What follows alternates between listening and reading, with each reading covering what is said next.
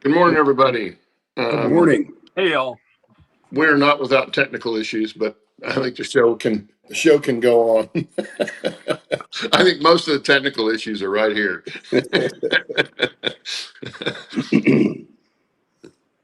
Anyway, it's good to see everybody. Jerry, you want to give us a rundown who's here? I think it's all the same old cronies, but Looks like it. What we got? And only my participant. Can you see them?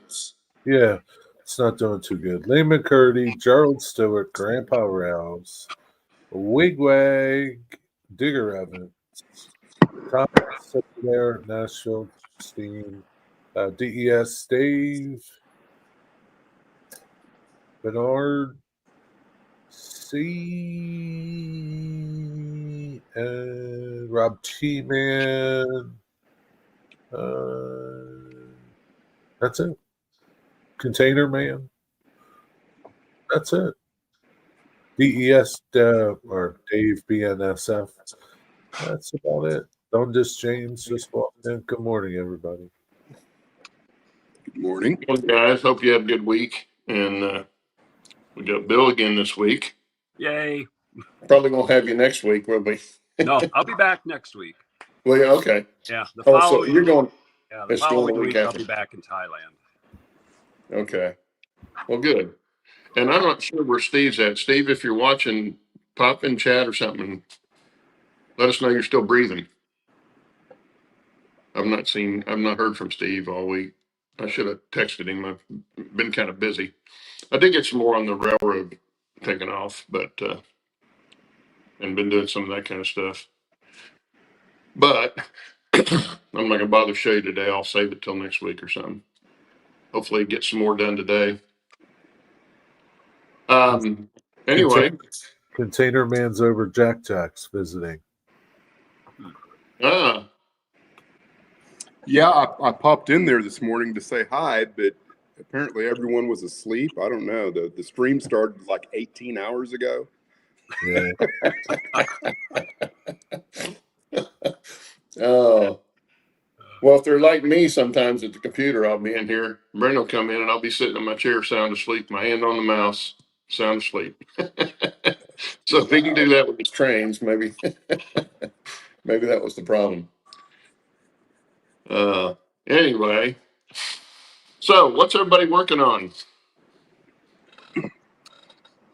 I hear Jerry has got some fantastic looking dirt on his railroad. Oh, let's see that. Let's see the dirt, Jerry. Give us the dirt.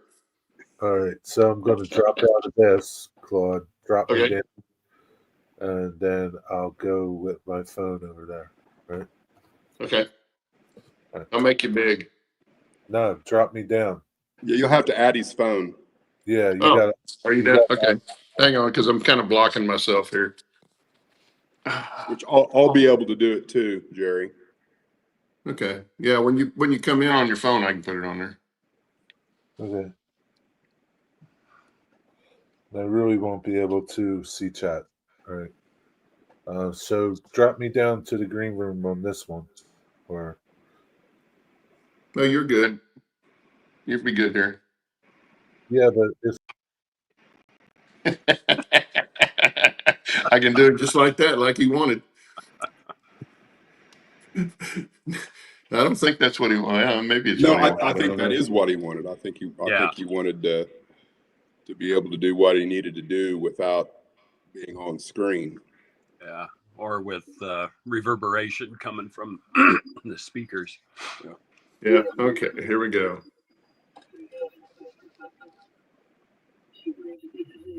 Your track work's looking really good, Jerry. Yeah. So.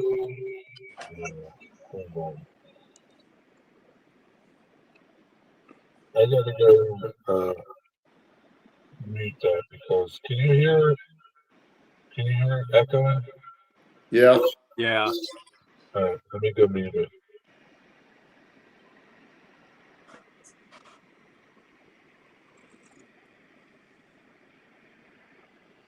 Yeah, because putting him in the green room doesn't stop that. Yeah. Well, what I found is that for some strange reason, like on my phone, you can't turn it down and you can't mute it. You know, there's always going to be volume coming out of your device, even though you've turned it all the way down, even though you've muted it. So there's always going to be that never-ending loop of volume. Well, yeah, on the phone, I can see how that might be. So I started doing ballast work. Yeah, it looks good. Yeah. So for dirt, what I'm using is this Woodland Phoenix fine ballast in a box. Yeah. It's coming out like really yellow. I don't know why. And then what I'm doing is just airbrushing it. Some colors. I need to add some color to it. Is your hand over the mic, Jerry? No. No. Why is it no? Yeah, it's kind of. It just sounds muffled and strange for some reason. No. No. Maybe Claude can make my volume louder. I don't know. But yeah, this is just Tamina thinned down 90%, 10%, 15%, 85%. And just did some, like, you can kind of see like some tie.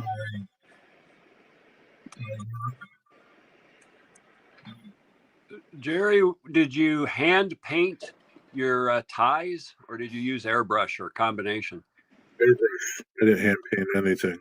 Airbrush weathered my char. I was gonna say you're doing good. There's not much overspray anywhere. That looks. The airbrush kind of like really does. I mean, I can like pinpoint whatever I want with it. It's a good little airbrush. What colors did you use? I used for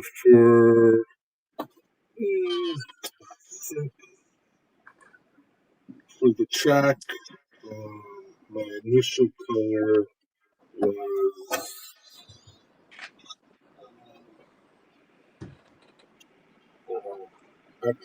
I think it's XF68 red brown. That's what I did for the rail and for the track. And then I went in picked out some stuff with Nato. So you can see the paint, right, at the bottom. And then you see where my IPA line is, right? So that's how yes, sir. The thinner, the better. So that's how much paint that I used. I didn't use much. And then I used, I did this one switch with NATO black just to make it look like new ties. And then I picked some ties and I used maybe Earth. Yeah, I used Earth, I think. So I picked like 3 different colors. Sorry to keep this a bit. 3 different colors, and just to get the different variations. And I might have used a little gray somewhere too. But yeah, it was. It wasn't. I mean, it took a little bit of time, but it wasn't that bad, you know. And then I worked on this load. It's a lumber load I did. This is a women's Seamaster load, and I did magnets to it. Put magnets looks good. in it, and then I put some string for the. That turned out nice. Is that a store-bought load? Yeah, it's just graphics, or is that something you did yourself? It's a Seamasters from Walters. Okay. So what I did, there's magnets. Ah. I did a video on it. So I could take it off if I wanted to, you know? Cool. Yeah. So let me bring you down here. So this is what I'm doing now. I'm kind of like, I have a building here that I'm going to build here. I'm kind of like just messing around, seeing what I want to do. And I might like, so it'll be, have 2 bays here. I'm not sure if I want to cover one of them and leave one open. I don't know. Kind of just thinking about it. But I may fill, like I did this here, I might fill part of this the same way.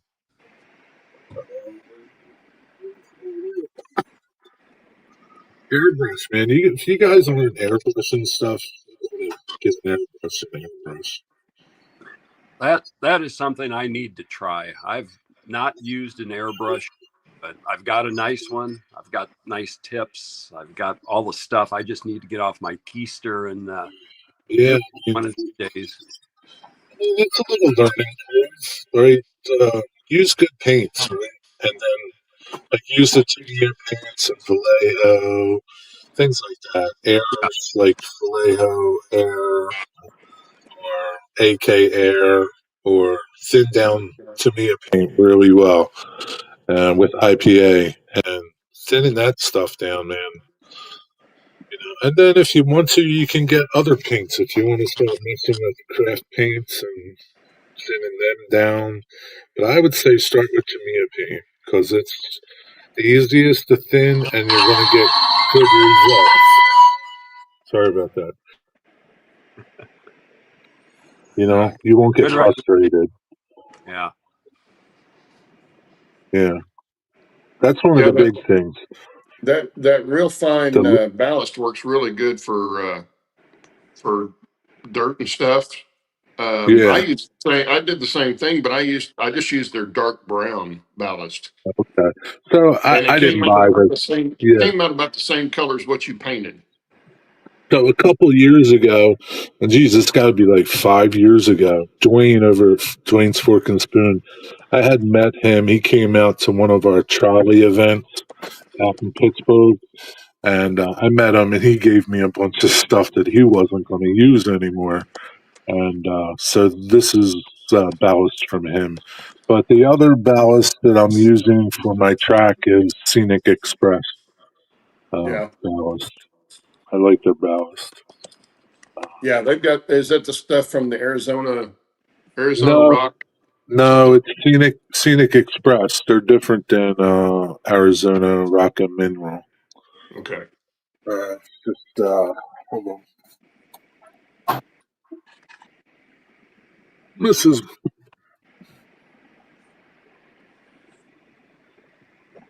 Okay. yeah, and they have like a number. This is a number 50, and number 40 is even finer than that. And this is pretty fine. But at the time, I didn't. When I bought all this, this was for my N scale layout, and yeah, I mean, I didn't know nothing back then. Not that I know anything now, but you know, I prefer in-scale ballast for HO anyway. yeah, it looks. That's Yeah. the one thing. Like I looked at Arizona Mineral recently, and it was kind of like they never like. I couldn't find anything where they said, this is N scale and this is the size of it. You know, Scenic Express will say, number 50 ballast is for N scale, and Mm. number 40 ballast, which is even smaller, is N scale, but it's also prototypical HO scale. You know, that's the one thing. Like, Scenic Express will say fine ballast, but Yeah. I Yeah. mean, Right. Like it's pretty fine. So I guess it would be good for a prototypical HO if you wanted to do it. I don't know. I mean, that's one of the things you can do with like ballast is taking, like you're modeling an HO, take an HO figure, yeah, just put a little ballast in your hand and then compare the hand of your HO figure to the ballast, and if it Yeah. looks like they would be picking up a grapefruit, too big. Yeah, I guess that's a good Yeah. way to do it. Yeah, I never thought about using a little figure. Yeah, Yeah. I know that if, for me, just speaking for myself, if I see a ballasted track and there's stuff on top of the ties that look like boulders, it kind of ruins the illusion for me. Yeah, for me too. It's kind of like, I mean, that just doesn't look, it doesn't look right. And here on my abandoned track, like all the brown is dirt. Like I sifted dirt and ground Yeah, it up, and I mean, it looks okay. I think it looks good. Yeah. Yeah, it looks good. I don't know that. I mean, like I got all this right. I mean, I might use a combination of both. I don't know. And But and you can always paint it too. yeah, and that's You the can thing, wash right? it down and Yeah. So, like, most people would say, that's it. That's my color, right? I'm stuck with it. yeah. But that's the marvel of an airbrush. You can change it, right? You can Yep. make it purple or pink if you wanted to. It's like the Please don't airbrush, do that. man, the airbrush, yeah, I know. The airbrush is just, it just takes, in my opinion, it takes your modeling to the next level. Like, if you want to go there, if you don't want to go there, then keep doing what you're doing. But it is such a joy to do it.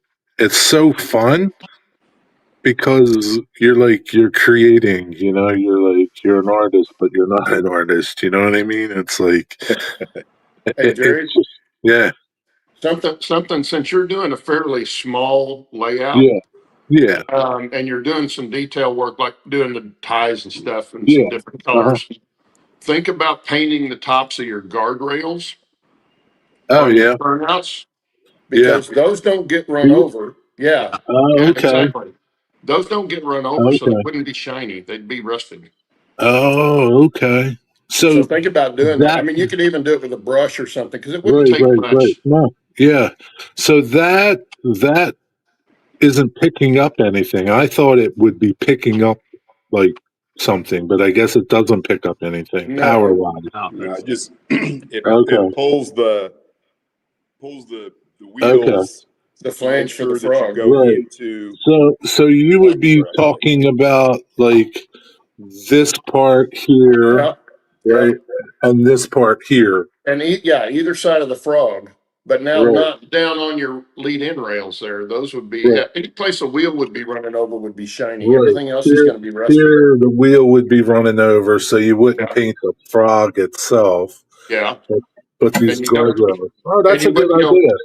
yeah, you Yeah, wouldn't go past that point where the wheel, any place a wheel would be running on, that's what you should right, get shiny. right. Okay.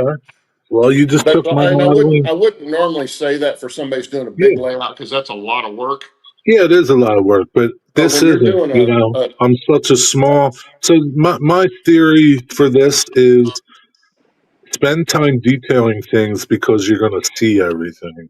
yeah, You know. yeah, and that's where you want to do something like that. In my Right. opinion, is Yeah.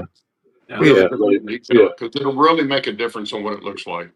Yeah, I mean, if you're ballasting a huge layout like Dennis's, yeah, maybe I wouldn't go to the extreme that I'm going to, right? Yeah, Or doing ties to the extreme I'm going to. Maybe on track that I might see, maybe, but that's a lot. I mean, that's a lot of work. I mean, yeah, you can rush everything and it'll be okay, or you could take your time and do everything. It's up to you. Yeah. So, but yeah, that's a good idea. I'm going to do that, Claude. That's my next step. yeah. Thanks. But Yeah, it's I looking didn't. great, though, man. Yeah, thank you. I appreciate it. But yeah, it's coming along, and I'm not in a hurry. I'm just changing ideas as I go, and yeah, it's Yeah, it's working out. So, that's all right, looking good. that is it. Over and out. I'll see you on the other camera. I'll join Okay. over there. All right. All right. Looks like you're gonna have to join back in, Jerry. Yeah, I will. I cut you all the way out. That's right. I gotta figure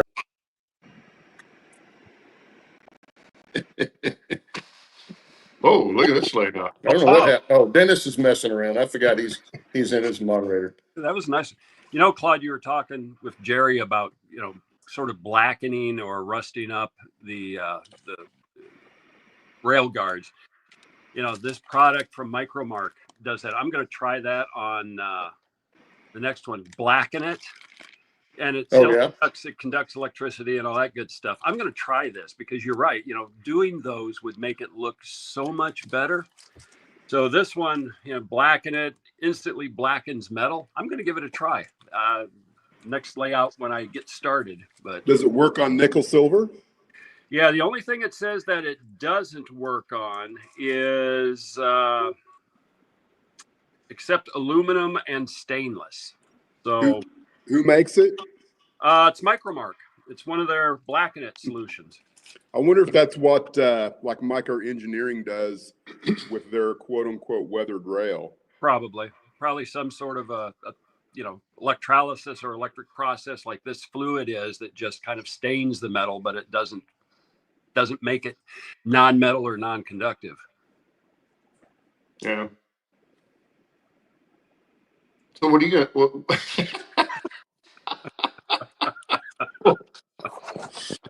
you want me to go next, Claude? You might as well. I'm not following that. Okay. Not a significant amount of stuff, except I went to Boost Up Hobbies after the show last weekend because we were talking about the Micromark that I'd bought. And I ended up going back and I ended up buying everything that they had from that purchase they had. So I've got weather it, blacken it. I've got the rust it. I've got multiple kits of everything, Rustall.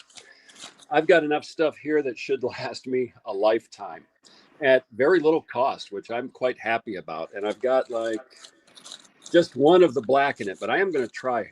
I'm going to try that. That should be pretty good. When I was there last week, Saturday, I bought a couple of O-scale bridges too that they had. Somebody had built, nice. Got it at a really good price. I'll be able to put that on the O-scale layout. I already know where that's going to go. That's nice. And I'll be able to use O-scale flex track for the track piece on it. But to put, how the ties are spaced, an easy thing you can do in O-scale, HO, and N-scale is just come in and remove the webbing between the ties, and then you can pinch the ties together. And then you can take some additional ties from another piece of scrap track and slide on so that you get your bridge track without having to buy it at an exorbitant price. That's a good idea. Like Micro Engineering. And it works really well. It looks identical to what you would buy for 10 times the price.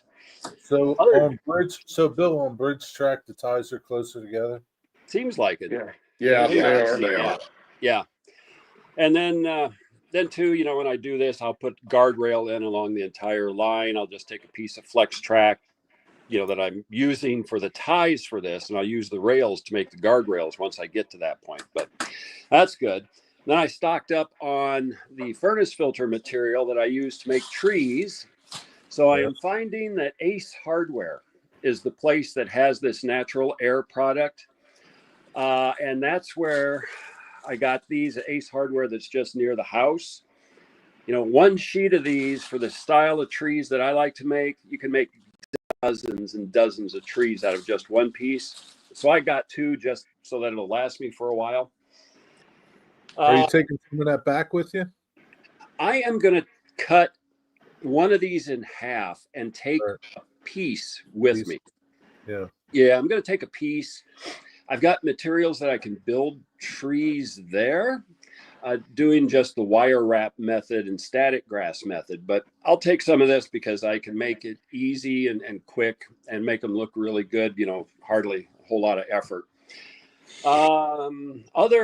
Other stuff, just a plug for like your local thrift stores. I went to a thrift store because I've been buying stuff for the basement, just for shelves, for decorations, flowers, all kinds of stuff. But, go to the thrift stores, that are still actually thrift stores. Bins, got a whole nice bunch of bins and spent $1.50 for all of these that are right here. You can't beat that for a price. Yeah, you can't even get that at the dollar store. That too. Yeah. So I've got there's a local thrift store about a block and a half. No, actually, it's about a quarter mile from here. I can get all kinds of stuff. I get paintings, flower vases. I get stuff at a fraction of the cost. It's good. So again, a plug for your local thrift store. Then I went to Boost Stop Hobbies again this Wednesday, and money just goes everywhere. I don't have the material here yet. So I go in there, and Keith, one of the guys that works there, and I've known him for years, says, "Hey, Bill, come here, take a look." And he opens up a box, and it's got N scale stuff in it. So they'd had a collection that just had come in. So for the next hour, I'm rummaging through a number of boxes, and I fill up a fairly large box with N scale stuff, building kits, little detail, little parts, figures, just stuff. And it hadn't, she hadn't had Carell there, hadn't had a chance to price it yet. So when I go back this Wednesday, I'll get my sticker shock, but just a lot of N scale stuff that I can take. So between what I have here and then what I'm getting, I'm figuring one side of my suitcase is going to be nothing but N scale model railroad kits and parts and stuff. So, and it was like I was a kid in a candy store, just opening the boxes and rummaging. She was standing next to me with her arms kind of like out like this, and I'm loading up her arms for stuff that I'm going to take. And there was a lot of woodland scenic stuff in there, bags of foliage, bags of the little coarse material, fine material, bottles. It's like I took everything. So I have no idea what I've spent, but I'm going to find out next week. Yeah, but I'm sure she'll take care of you. Oh, yeah. Yeah, I know I'm going to get it at a fraction of the price of what I would if I would try to buy all of this stuff new. Yeah. There's just a number of old N-scale kits that had not been built yet. There's bar mill stuff that was in there. Walter's stuff, just odds and ends of things. A lot of stuff I'd never even seen before. It was older stuff that whoever had that collection had for years. Yeah. So, yeah, I was really probably saving the trouble of putting it on the shelf, pricing it and all that stuff. Yeah, they were kind of happy that I was doing that. I would imagine. They have no room there right now. They have just so much stuff. And they're getting all the new stuff in too. And it's like between the new stuff and all the stuff that they buy out from people. Oh, the hobby shop is just packed. And they have a really good business, with the shows that they have on Monday night and Wednesday night. They sell tons of stuff, but then they just keep getting more and more in. It's just fun. You just go there and you just kind of pick a corner and rummage for like a half an hour. And you're going to find stuff that hasn't seen the light of day in like 10, 15, 20 years. Yeah. Yeah. And bring back childhood memories when you see some of that stuff. Oh yeah. And they've got just so much like Flex Track. They've got the Model Railroad Club, the O-Scale Club that's in the basement.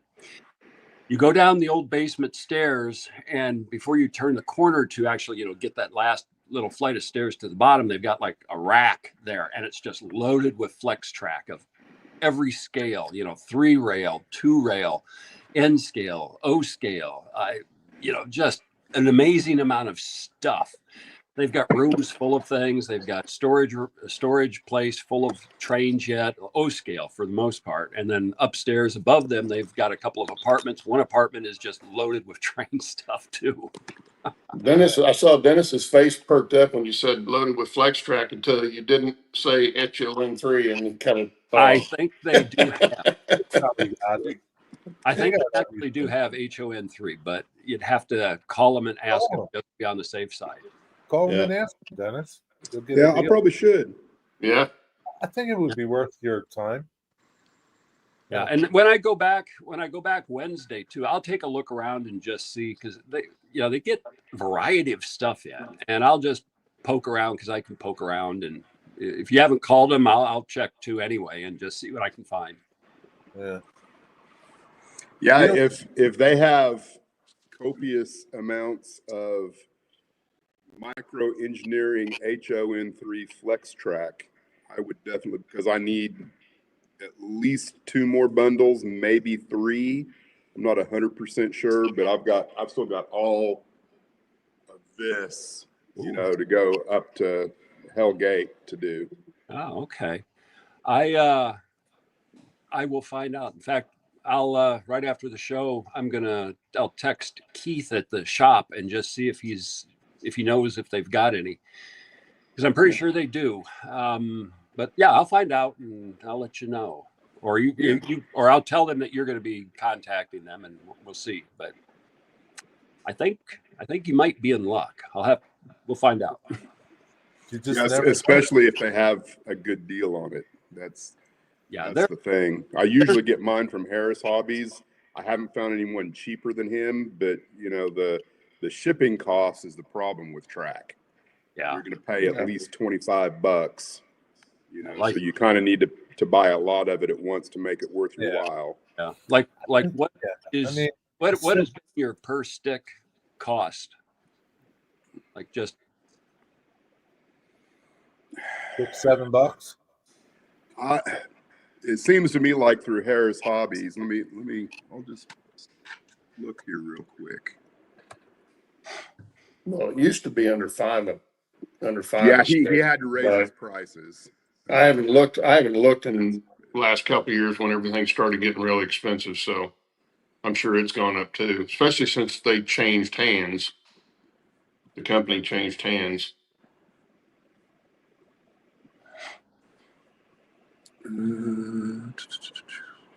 Where are they out of?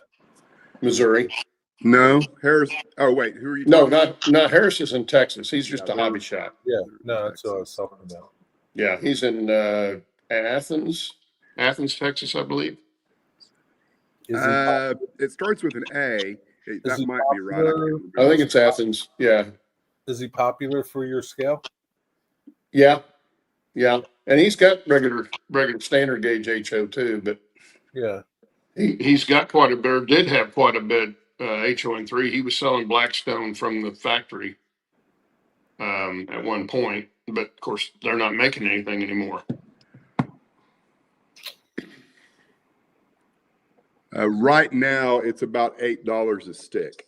Oh, okay. And yeah, I think he raised his prices again because I don't think it was 48 for 6 sticks. The MS manufactured suggested retail price MSRP is 60. For still cheaper. That's $10. $10. $10 a 3 foot second. Yeah, it's ridiculous.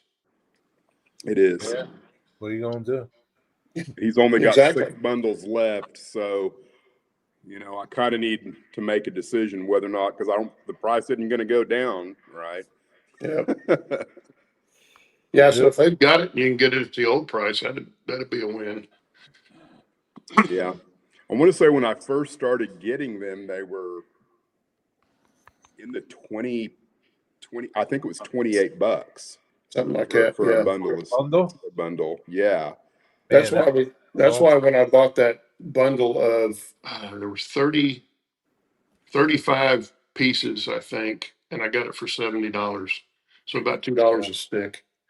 I guess off eBay. And I didn't think I'd use it all. I bought it because I thought, well, I'll resell it. And yeah, that's the thing. If you're I didn't end up using it.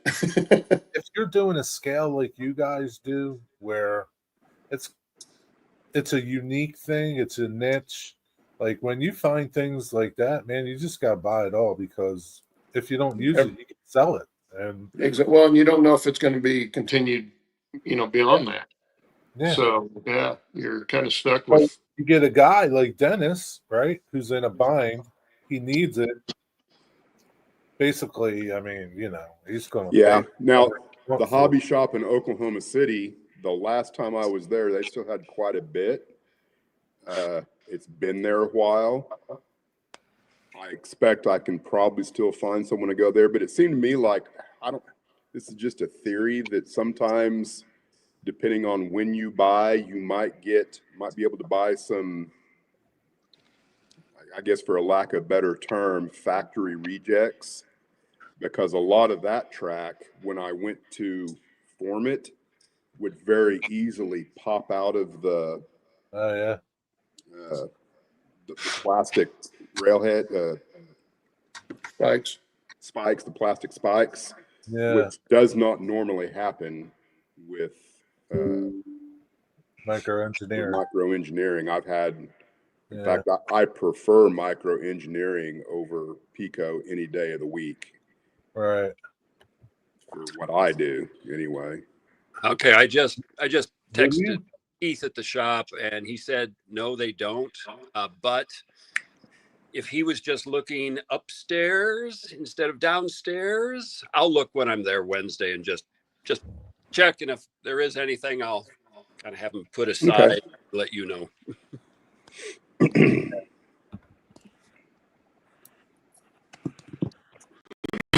Yeah, because I'm gonna have to buy some more too when I get to building again.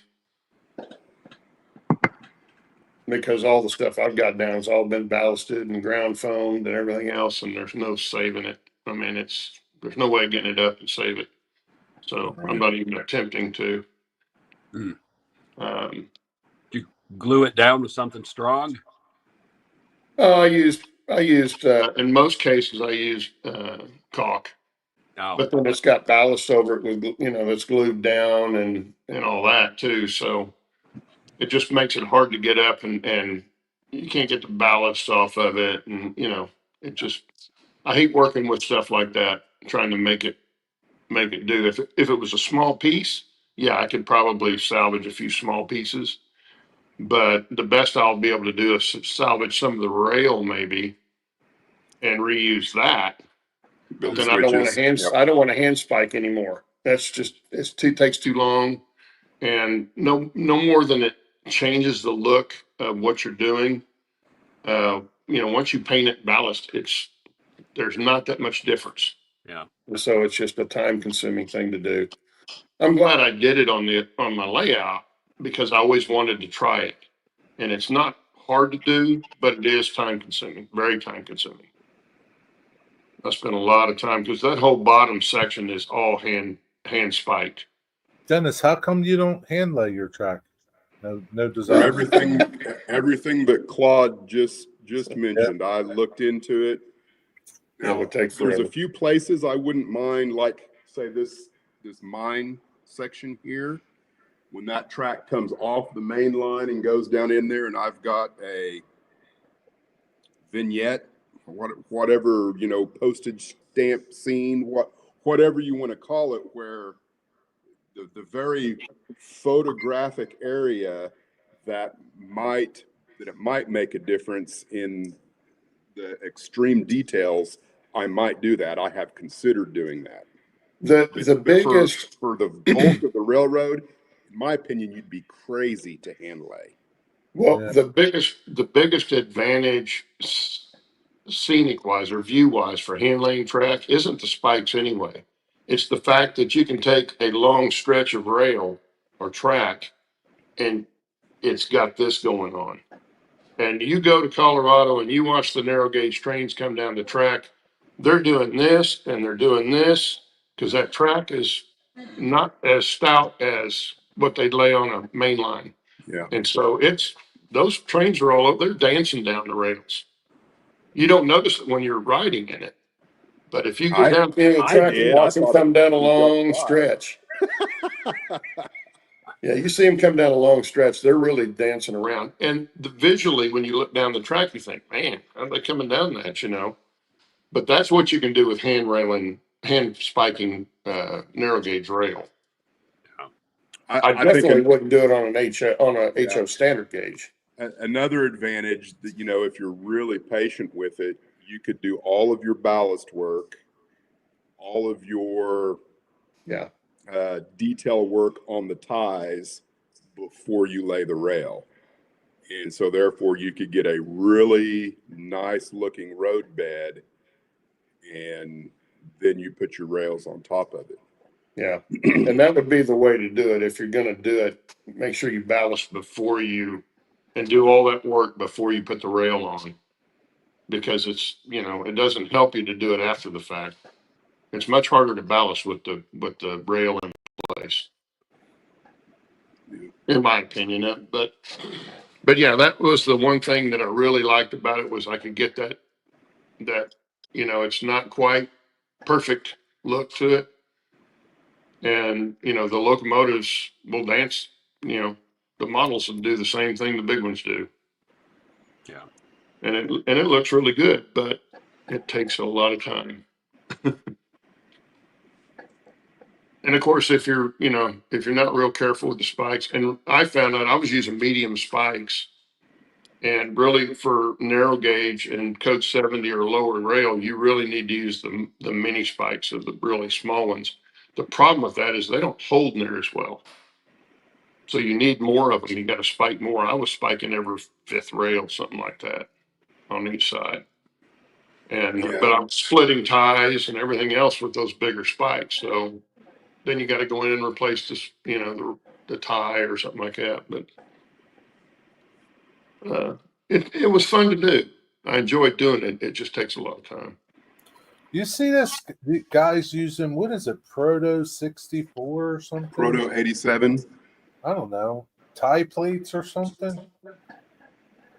I think there's proto standards for the most popular scales, 87, 48. The guys are actually laying tie plates down.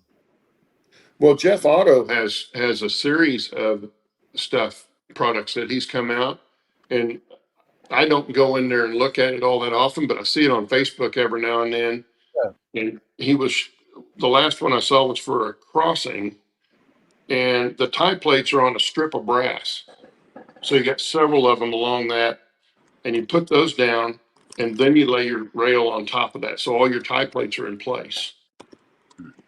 Now, I don't know if he hand spikes those after the fact. I didn't check into it that much because I'm not going to do that. But I do like he's got cast frogs, and that kind of stuff. Dennis I think you bought the point ties, didn't you? The The point. for the throw bar, the point throw bar. Didn't you buy one Oh of yeah, those? yeah. I bought 6 of those. 2 of them broke immediately when I was trying to put them in. The other ones that I have are currently in the custom radius turnouts that I built for them that I still haven't. That's all in Hellgate. So Yeah.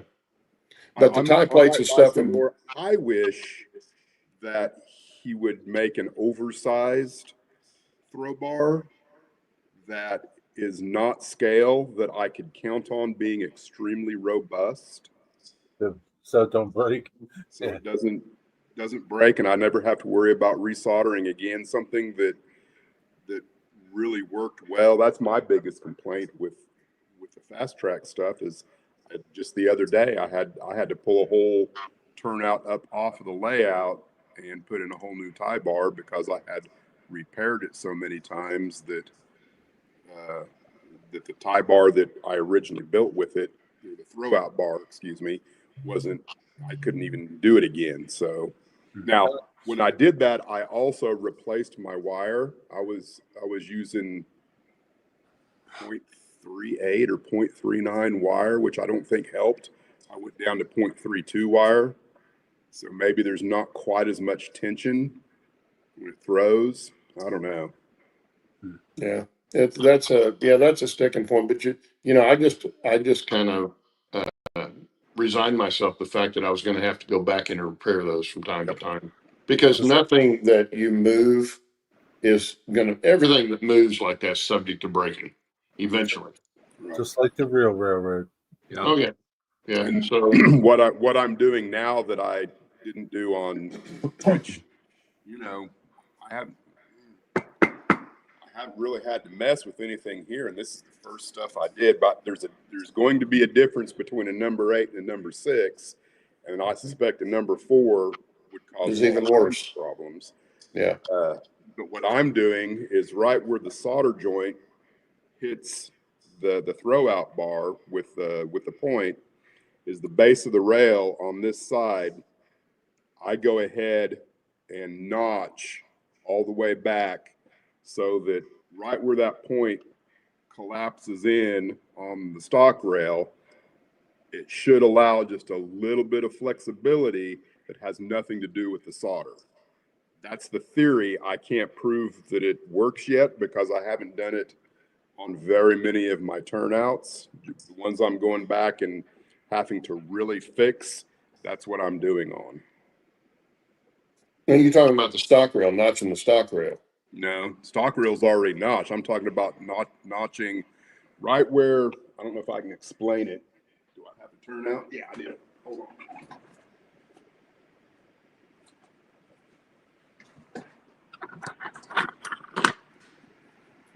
Which I haven't done it on this one, I don't think. But so right where the base of the rail is right here, and it's soldered on there, I will go in and notch out the base of the rail all the way to where it's flush with the tie, with the rail.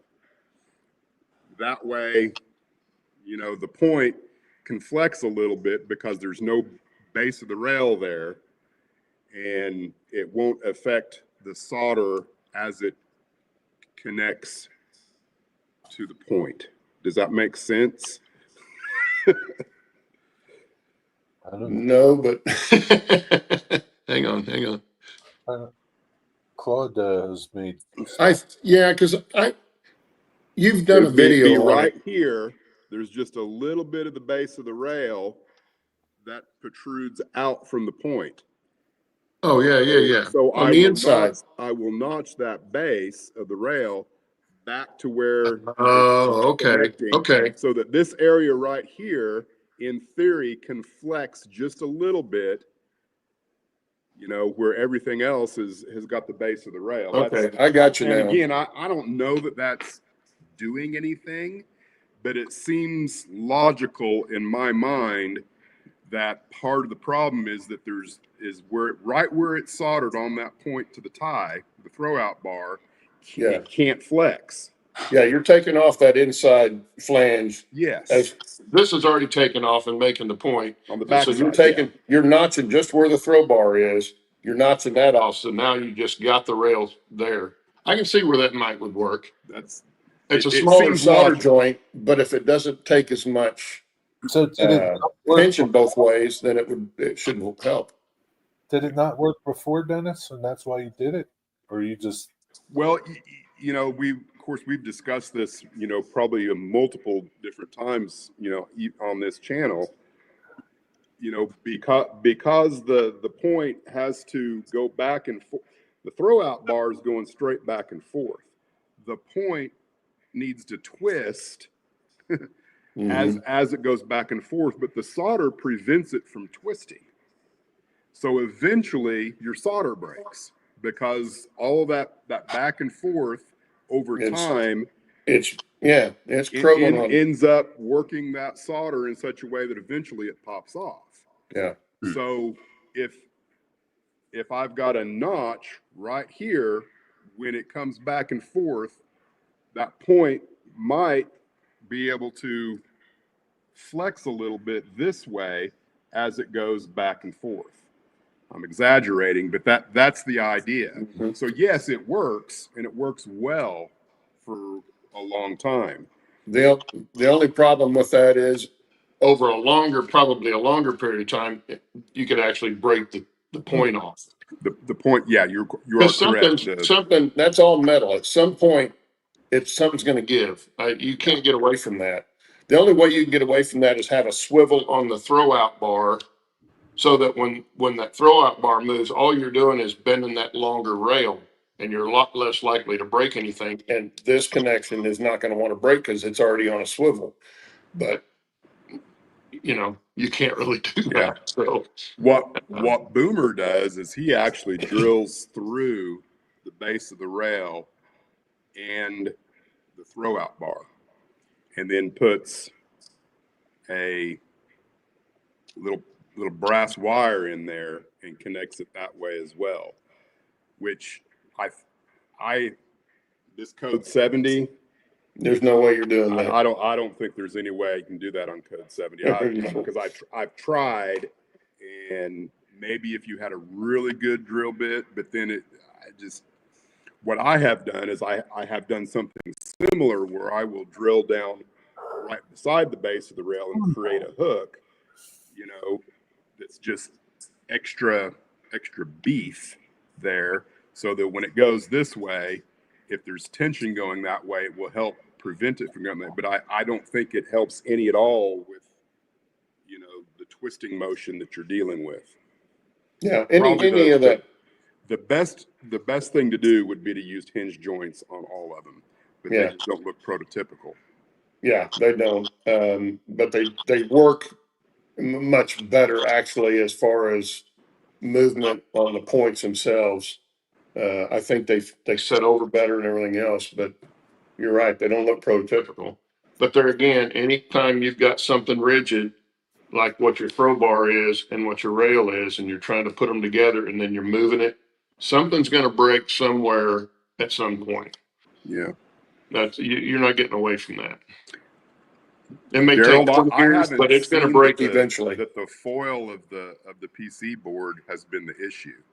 Now it will be if you've had to resolder multiple times as a result of 3 or 4 or 5 times that it's broke and you're going back and resolder. Yeah, then I've had the foil be the issue, but generally speaking, the foil seems to be fine when I go back in and do it. Yeah. If you could go in with a silver solder, but I don't think you could get that hot enough for a good silver solder without destroying the rail or the throw out bar. Did you see what Gerald Stewart said about soldering? I just threw it up, didn't I? Yeah. I don't know. Did you? I was listening to you. Resistance soldering. Yeah. About resistant soldering, yeah. Which I wouldn't deny that it would work just as good. That's what Alan Loiseau uses when he makes his. He uses resistant soldering.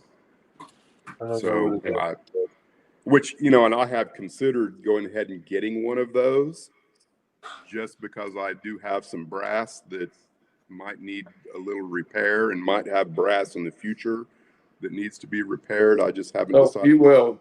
I'm gonna send you 2 brass locomotives, and they both need slight repair. So what is you'll need something.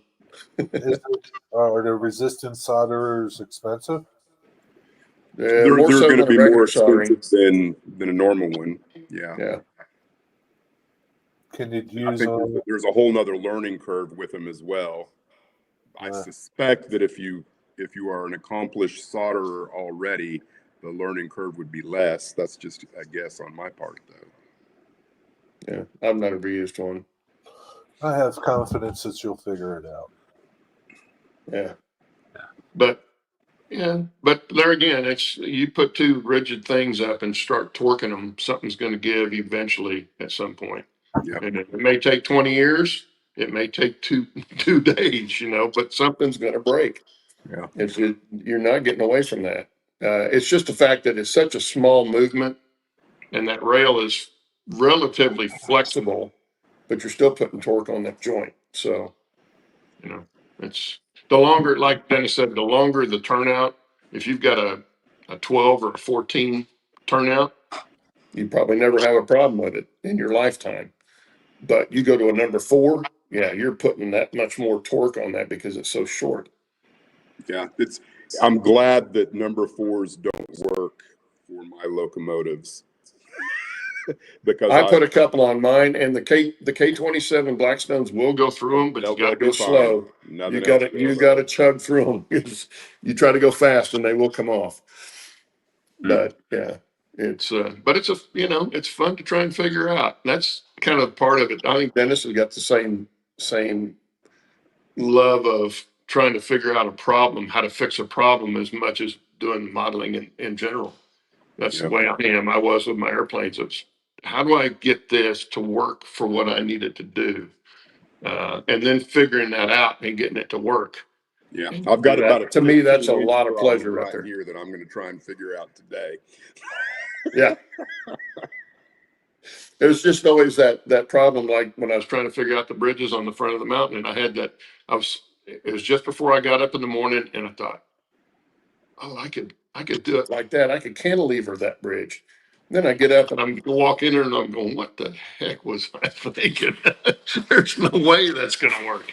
So, but that kind of stuff to me is a lot of fun. Is trying to figure that stuff out.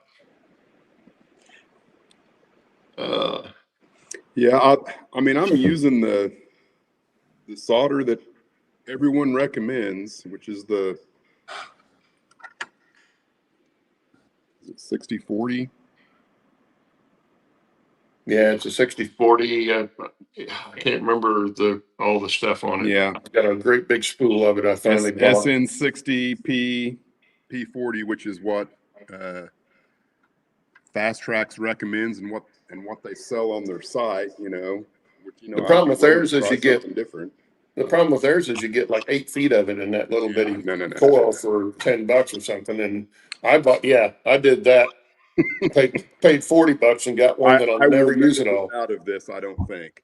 Yeah, that's the only way to do it. The trick is finding it at a decent price and finding the same kind of stuff. Well, I mean, even if you have to pay more than what you're still going to save oodles of money on buying the little thing that comes in the plastic. Oh yeah. I'm talking about in general. It's you're buying so much more. It's going to be a lot more than those little ones. But if you have to buy 3 or 4 of those little ones, you can buy it big. So the little ones from Fast Tracks just don't make any sense if you're building more than just a couple, 3 of them. Yeah. And if you're only building 2 or 3, buying their stuff doesn't make sense either because financially it doesn't make any sense. Yeah. If you're not aware, apparently we can all now go and run Sparky's layout if you are so inclined to do so. So do it virtually. Cool. Oh, nice. Can we go as fast as we want? I don't know. I presume if he's smart, he will have his locomotives, with the governors on top speed that he wants. Which I think Sparky likes to run fast anyway. So yeah. From what I've seen of his, he runs pretty quick, and it looks like his track works pretty flawless. So, well, we got a couple minutes left, guys. Lynn says I was going to coil lead solder used for stained glass work. I use it for car weights now. Yeah, there you go. Yeah. Well, the old 50-50 solder is what we used to use in plumbing, and then of course it's 50% lead, and so they kind of got away from that to get it out of all your water and stuff.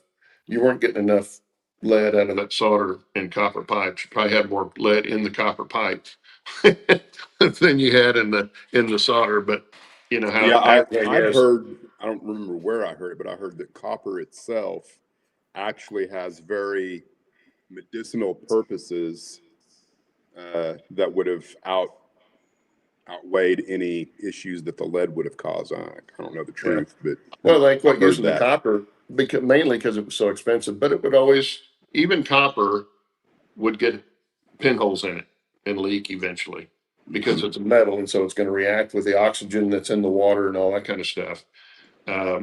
So even that over time will wear out because there's stuff moving through it. Anytime you got movement like that against anything, it's gonna wear. So, they did all that stuff, and I hate the stuff they got now because even the stuff they got now, they said, "Oh, this will never leak." Nah, that's not true. I've had 2 in this house in 10 years, so it sucks. But anyway, I was going to say something. I forgot what I was going to say. Doesn't matter now. You were going to say thanks for coming, everybody. Yeah, thanks for coming. Have a good rest of your weekend and a good week. And Bill, thanks for being here. And Dennis and Jerry, we'll see you guys next week. Yep. And have a good week. Yep. We'll see you around. Take care.